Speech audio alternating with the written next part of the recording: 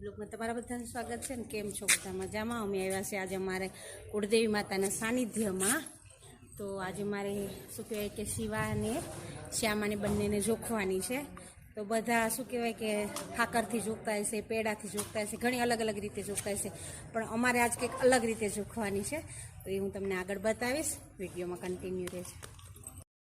અમારા ઘરે લક્ષ્મી સ્વરૂપે દીકરીઓના અવતરણ ખુશી પર અમે એક નવી પહેલ કરી રહ્યા છીએ, જેમ કે શિવપુરાણ અને શ્રીમદ ભગવદ્ ગીતા એ આપણા સાંસ્કૃતિક વારસાને અમે એક અમારા કુળદેવીના સાનિધ્યમાં તુલાદાન કરી રહ્યા છીએ.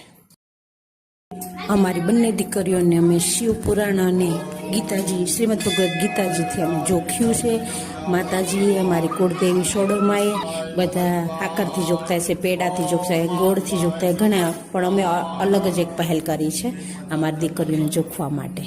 તો તમને આ વિડીયો કેવો લાગે તે જરૂરથી કોમેન્ટ કરીને કહેજો, અને વિડીયો પસંદ આવે તો વિડીયોને લાઇક, શેર અને સબસ્ક્રાઈબ કરવાનું ભૂલતા નહીં, અને સાથે સાથે બેલ આઇકન પ્રેસ કરી દે.